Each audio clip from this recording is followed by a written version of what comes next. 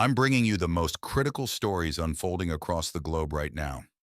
From deadly earthquakes reshaping nations to nuclear tensions rising between superpowers, here's what you need to know. Before we jump into today's news, hit that subscribe button right now. In just a few minutes, we'll bring you the biggest stories from around the world, so you stay informed without wasting hours scrolling through the news. One short video, all the headlines that matter. Subscribe now and stay one step ahead. Iran-U.S. nuclear. Standoff tensions are escalating between Washington and Tehran in what could be a pivotal moment. President Trump claims Iran has requested emergency talks in Doha this Tuesday, but Iran is flatly denying it. The Iranian Foreign Ministry says their experts will be in Doha, but not to sit down with Americans. This contradicts Trump's assertion that negotiations are happening. The stakes? Nuclear weapons. Trump made it clear tonight, we don't want them to have a nuclear weapon, and they're not going to have a nuclear weapon. Iranian President Masoud Pezeshkian is signaling openness to a memorandum of understanding with Washington, but with a warning, the U.S. must honor its commitments first. Meanwhile, the Strait of Hormuz remains a flashpoint. Just this past Sunday, U.S. Central Command reported attacking 10 Iranian military targets, claiming Iran continues aggression against commercial shipping. Iran retaliated with strikes on U.S. bases in Kuwait and Bahrain. The question tonight, will diplomacy prevail, or are we headed toward a larger conflict? Venezuela's catastrophic earthquake. A humanitarian crisis is unfolding in Venezuela tonight. Twin earthquakes, measuring 7.2 and 7.5 magnitude, have devastated the coastal regions. The death toll has climbed to over 1,700 people, with tens of thousands still missing. This morning, a 4.2 magnitude aftershock rattled Caracas, sending shock waves through a terrified population. Emergency crews from 30 countries are racing against time, searching through rubble in the worst-hit areas of La Guaira, Miranda, and Caracas. Interim President Dulce Rodriguez addressed the nation. We continue our efforts to rescue survivors, which fills us with emotion and hope for their families. In a rare sign of hope, rescue workers pulled a 21-year-old man alive from the rubble after 106 hours trapped beneath a collapsed building. He called the rescue teams angels. The United Nations, fearing the worst, has announced it will provide 10,000 body bags. The port of La Guaira has resumed operations to receive humanitarian aid. Opposition leader Maria Corina Machado claims the government is blocking her return and obstructing relief efforts. NATO cuts Ukraine aid by 75%. A shocking development for Ukraine tonight. NATO is preparing to drastically reduce military assistance to Kiev. According to reports, the alliance originally planned to allocate $40 billion in new support packages, but that figure is now being slashed to just $10 to $12 billion. This represents a 75% cut. The decision comes ahead of NATO's July summit in Ankara, where member nations will finalize the numbers. A NATO official said, "The change reflects Washington's revised approach to financing military assistance." This move signals a potential shift in the West's commitment to Ukraine's defense as the conflict continues. European allies are now scrambling to negotiate a new format of support that would work for all member nations.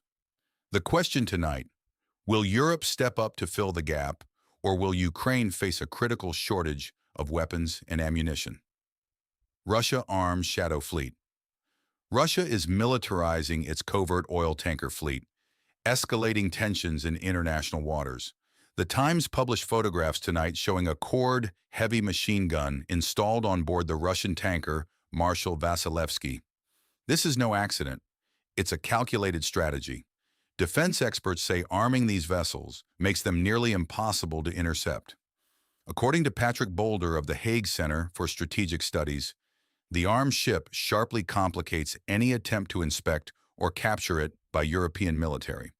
Helicopter boarding operations are now considered too risky.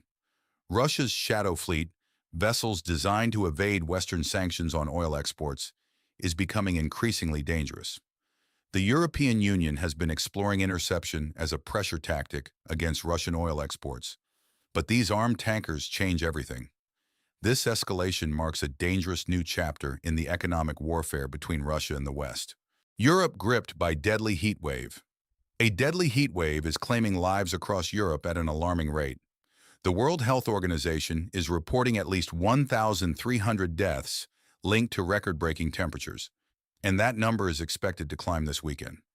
Denmark just recorded 99 degrees, a new national record. Switzerland hit 102 degrees, and in Cheshire, back-to-back days exceeded 105 degrees. This is catastrophic. The heat is relentless, and authorities warn more deaths are coming. Across the Atlantic, over 130 million Americans are now under moderate to severe heat risk conditions. Temperatures in several U.S. states are expected to exceed 100 degrees in the coming days. In the Twin Cities, the heat index reached 108 degrees today.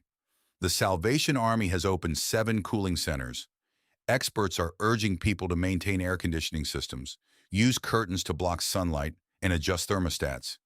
Even a 1-degree increase can save 10% on energy costs. But the real concern tonight, will these heat waves become the new normal? IMF, warning AI will make everything more expensive. The International Monetary Fund just dropped a bombshell tonight.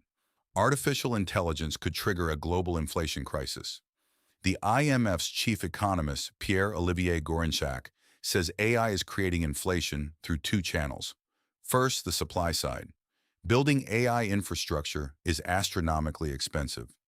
Companies worldwide are spending billions on data centers, advanced chips, servers, and massive electricity consumption. Demand for semiconductors has exploded, driving up prices across smartphones, laptops, cars, and medical equipment. Second, the demand side. If AI makes workers and businesses more productive, incomes and profits rise. People spend more. Demand outpaces supply. Prices soar. Here's the real concern. Tech giants are expected to spend over $1 trillion on AI infrastructure in the next 2 years. If these investments fail to deliver expected returns, we could face financial instability similar to previous tech bubbles. The bottom line, AI could make products and services more expensive before they eventually become cheaper. The challenge for governments will be managing this transition without triggering persistent inflation. Poland signs historic submarine deal. Poland has just concluded a major military agreement that signals deepening European defense integration. The Warsaw government has finalized a contract with Swedish company Saab to supply 3 submarines, a deal valued at approximately $4.83 billion. This is significant. Polish Prime Minister Donald Tusk is systematically expanding defense ties with NATO allies, particularly Northern European countries, France and Britain. The agreement comes against the backdrop of the ongoing conflict in Ukraine and Europe's broader security restructuring. More importantly, Poland is diversifying military cooperation away from exclusive reliance on the United States. Bloomberg reports that Warsaw is developing its own defense capabilities and strengthening integration within NATO. This reflects European anxiety about America's long-term commitment to their security. The submarine deal represents Poland's determination to build a credible deterrent independent of Washington. Paris blames America for Europe's heat crisis. The climate blame game has officially begun. Paris officials are pointing fingers directly at the United States over Europe's deadly heat wave. When American journalists criticized France for lacking air conditioning during extreme temperatures, the deputy mayor of Paris fired back with a geopolitical counterpunch. She stated that the United States, as one of the largest historical sources of greenhouse gas emissions, bears significant responsibility for global warming and the extreme weather events now devastating Europe. The argument, American consumption and industrial activity have created the climate crisis that Europe is now experiencing. This transforms a simple comfort debate into a major political flashpoint. The deputy mayor emphasized that responsibility for climate change must be distributed fairly among industrial nations. Paris is essentially saying, you created this problem, and now Europe is paying the price. It's a stark reminder that climate change isn't just an environmental issue. It's becoming a defining geopolitical conflict. Brazil stuns Japan with last-minute victory.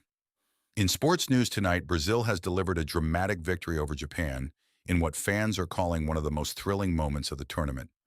In the final moments of the match, Brazilian star Martinelli scored a stunning last-minute goal that sent the stadium into absolute chaos.